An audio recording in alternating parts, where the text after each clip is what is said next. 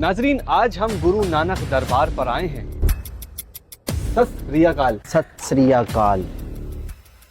Sikh community पगड़ी क्यों पहनती है? हमारे गुरु ने हमें ये कफन हमारे सर पे बांध दिया था। गुरु गोविंद सिंह महाराज जी के बारे में अगर बात करें तो वो 10वें गुरु थे। 10वें गुरु। इनके बाद कोई गुरु नहीं है? नहीं, मेरे बाद कोई गुरु नहीं है। जो गुरु होगा वो शरीफ तो शरीफ श्री गुरु ग्रंथ साहब महाराज होगी। अच्छा, 1947 के अंदर सिख कम्युनिटी का क्या किरदार था पाकिस्तान को आजाद करने में? सिखों ने पाकिस्तान को आजाद करवाने के लिए जितनी अपनी जानें दी। क्या सिख कम्युनिटी पाकिस्तान के अंदर सेफ है? हमारी गवर्नमेंट की तरफ से, हमारी एजेंसियों की तरफ से, हमारी फोर्सेस की तरफ से फोर्सफुल कन्वर्जन वगैरह तो नहीं? कोई सिंध के अंदर कुछ ऐसे मामला खालिस्तान बनना चाहिए और सिंध हुकूमत के अंदर यानी जिस तरीके की नुमाइंदगी मिलनी चाहिए वो नहीं मिलती।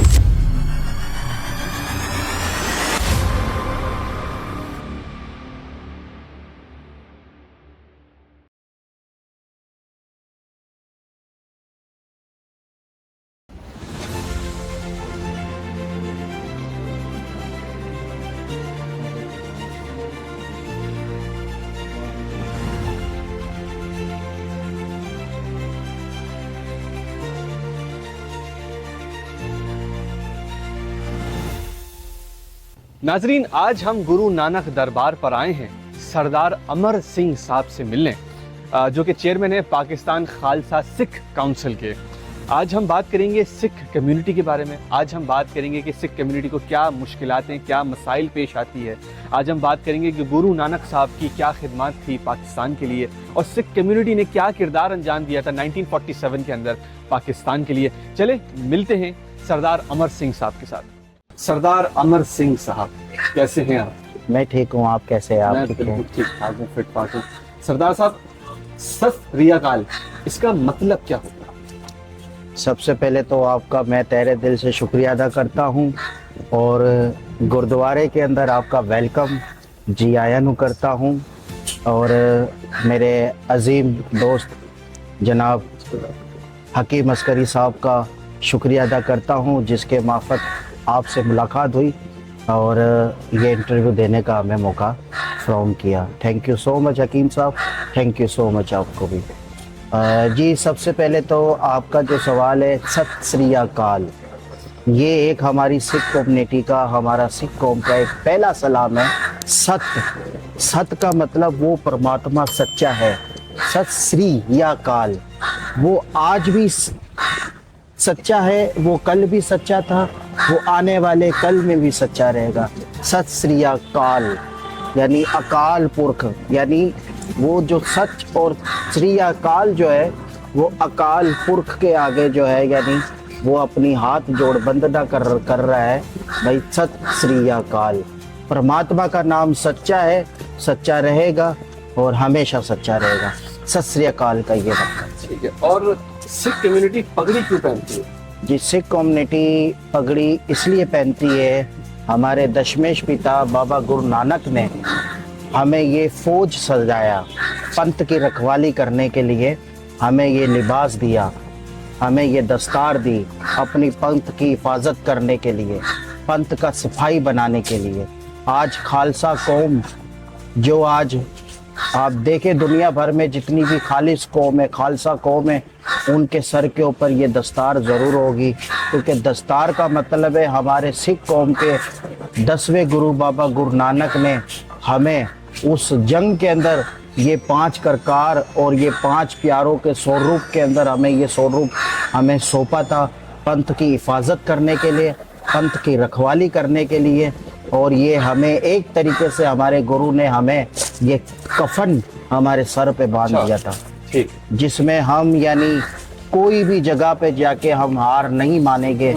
हम जो है यानी फतेह और फतेह की जीत हम हासिल करके आएंगे। अच्छा, 5 करकार के बारे में मुझे बताएं, जिस तरह आपने जी, 5 करकार जो है हमारे सिख कौम के अंदर हमारे 10वें गुरु ने जब हमें सिख बनाया, सिख का मतलब है सीखने वाला, जब हमें सिख बनाया तो हमें 5 प्रकार से हमें सौंपा गया। सबसे पहला केस, केस बोलते हम बालों को। अच्छा। हमारे जो बाल होते हैं हम पंजाबी में कहते केस। दूसरा हम कहते हैं कड़ा, ये कड़ा। और तीसरा जो है वो है किरपान, ठीक है। चौथा जो है कंगा, एक घरों में होता है आम कंगा, हम आम कंगा यूज नहीं करते, हम अपना पर्सनल कंगा हम यूज करते हैं जो हम बालों में लगाते हैं, और बालों के अलावा हम यहीं लगाते हैं, हम कहीं और नहीं रखते। सही है। और पांचवा हमारा है कच्छा, जैसे आप लोग एक दूसरी एक चीज का अंडरवेयर पहनते, हम कच्छा पहनते, हमारे यहाँ तक होता है। ये हमें 5 चीजें हमारे नबी दशमेश पिता गुरु गोविंद सिंह महाराज ने सिख को सौंपी गई है, केस, कड़ा, कंगा, किरपान, कच्छा। सही है। ये 5 करकार हमें सौंपे गए, और सिख को ये 5 करकार वाजे किए गए हैं। वो कंप्लीट सिख जब बनेगा जब ये 5 करकार को अपने शरीर में धारण करेगा और अपने शरीर में सौंपेगा, ये इबादतें करेगा। और ये बचपन से होगा, शुरू से होगा? ये शुरू से होगा। जो सिख होगा उसके ऊपर ये 5 चीजें लाजिम लागू होगी। ठीक है। गुरु गोविंद सिंह महाराज जी के बारे में अगर बात करें तो वो 10वें गुरु थे। 10वें गुरु थे। इनके बाद कोई गुरु नहीं आया? नहीं, उनके बाद जो है यानी गुरु नहीं आए। हमारे पहले गुरु बाबा गुरु नानक थे, उनके बाद हमारे गुरुओं का सिलसिला चलता रहा। उसके बाद हमारे दशमेश पिता गुरु गोविंद सिंह महाराज आए लास्ट, हमारे कलयुग के अंदर हमारे लास्ट गुरु है गुरु गोविंद सिंह महाराज। उनके बाद हमारी जितनी भी हमारी 11वीं जोत, जो अभी मैंने आपको गुरुद्वारे में विजिट करवाया, 11वीं जोत हमारी श्री गुरु ग्रंथ साहब महाराज। हमारे दशमेश पिता गुरु गोविंद सिंह महाराज जब अरलोभ होने जा रहे थे परमात्मा के साथ, जब उनकी डोर मिलने जा रही थी, तो जब लोग ने एक हमारी मामूली किताब थी गुरु ग्रंथ साहब महाराज, उनके अंदर जो है सारे गुरुओं की दशमेश जोत जो है उस ग्रंथ के अंदर जो है सौंप दी, और वहां पे शब्द उच्चारण किया था, आ गया भाई अकाल की तबे चलायो पंथ, सब सिखण को हुक्म है गुरु मानियो ग्रंथ। गुरु ग्रंथ जी मानियो प्रगट कुरा की देख, जो प्रभु को मिल भोज है खोज शब्द मिले, राज करेगा खालसा आती रहे ना कोई, वार होए सो मिलेगे बचे शरण जो है।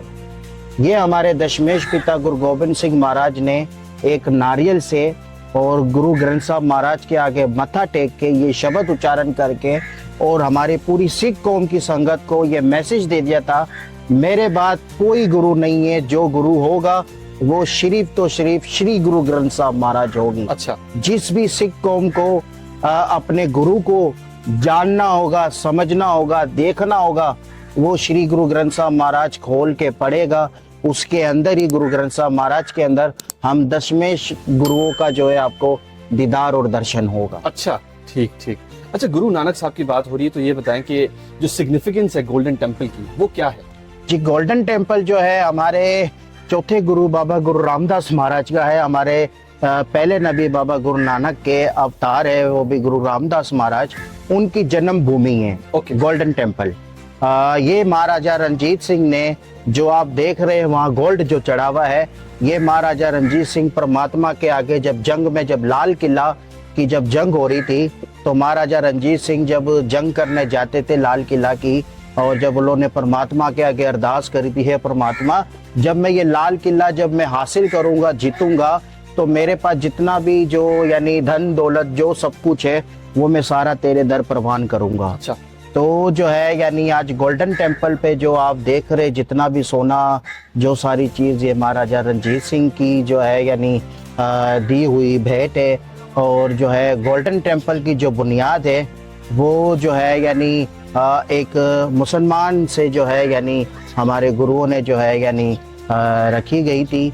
और आज गोल्डन टेम्पल जो है यानी वो हम सिखों का जो है यानी पाकिस्तान हमारा जो है यानी ननकाना साहब, वो हम सिखों के लिए बड़ी एहतराम और बड़ी मानी ग्रामी जगह है, क्योंकि दुनिया भर के सिख इस पाक धरती में आके, हमारे पहले नबी बाबा गुरु नानक का जन्म इस धरती पे हुआ ननकाना साहब। तो ये सिखों के लिए पाकिस्तान जो है ये मक्का है, और अपना गोल्डन टेम्पल जो है वो मदीना है। अच्छा, ठीक है।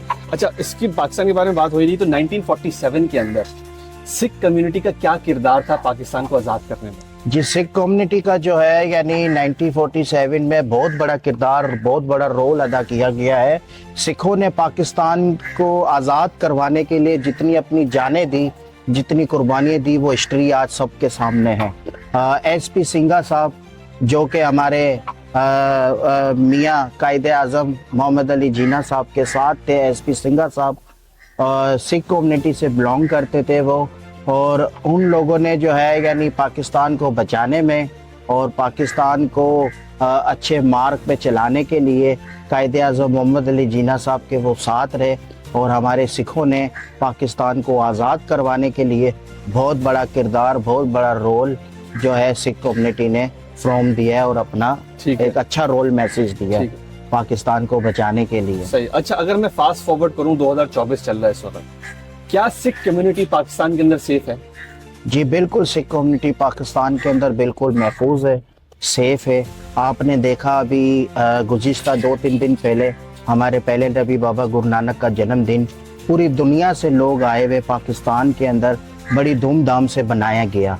कोई भी यात्रियों को जो फॉरेन कंट्री से आए, जो भारत से आए, कोई भी यात्रियों को एक टिंके भर की उनको शिकायत नहीं देने की हमारी गवर्नमेंट की तरफ से, हमारी एजेंसियों की तरफ से, हमारी फोर्सेस की तरफ से जो उनको सिक्योरिटी और जो उनके इंतज़ामात, जो उनके बंदोबस्त जो किए गए हमारी फोर्सेस ने, वो बहुत बहुत बहुत हसीन करे गए।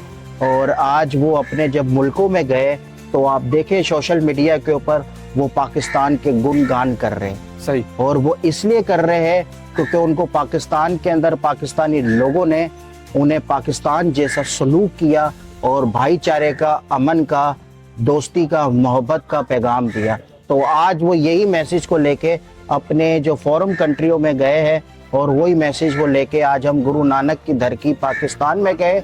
तो जो मैसेज गुरु नानक का था, इंसानियत से प्यार करना, इंसानियत से मोहब्बत करना, इंसानियत के साथ बैठ के, हर मज़हब के साथ मिल के इंसानियत भाईचारे का मैसेज देना, और वही मैसेज लेके वो अपने जो है यानी इलाकों में गए और वहाँ जाके उन लोगों ने अच्छा मैसेज दिया। ठीक है, पाकिस्तान के लिए। सही। तो पाकिस्तान में हर एक सिख महफूज है, फोर्सफुल कन्वर्जन्स वगैरह तो नहीं? कोई ऐसा कुछ भी नहीं है। ये सिंध के अंदर कुछ ऐसे मामला चल रहे हैं फॉर कन्वर्जन से, पर आपको पता है अब जो है यानी सिस्टम ऐसा चल रहा है जिसमें हम अपनी धर्म अनुसार कहते हैं कलयुग।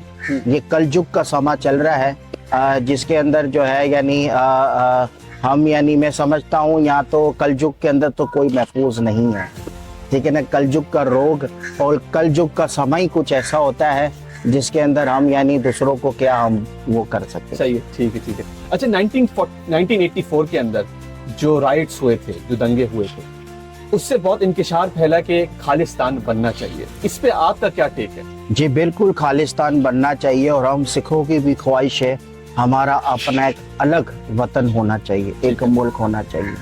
तो हम तो यही चाहेंगे खालिस्तान सिखों को मिलना चाहिए।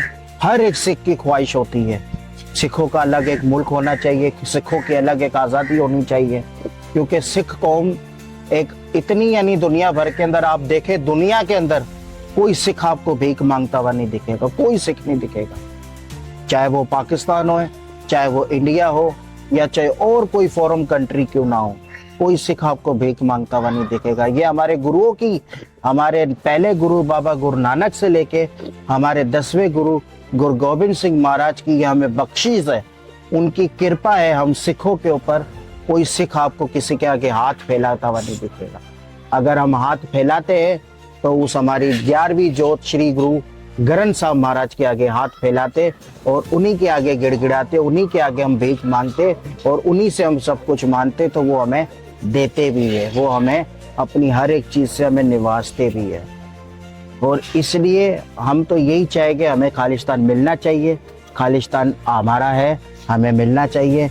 अब कुछ सिस्टम ऐसे है जिसकी वजह से हमें खालिस्तान सिखों को नहीं मिला गया, तो मैं फिर इस बार इस प्लेटफॉर्म से यही अपील करूंगा हमारे सिस्टमों से भी सिखों को खालिस्तान मिलना चाहिए, सिखों का भी एक अलग मुल्क होना चाहिए। ठीक है। अच्छा, सिख कम्युनिटी पाकिस्तान की टॉप के क्या मसाइल चल रहे हैं इस वक्त? इस वक्त सिख कम्युनिटी के पाकिस्तान के टॉप के जो मसाइल है वो ये चल रहे हैं पाकिस्तान सिंध के अंदर।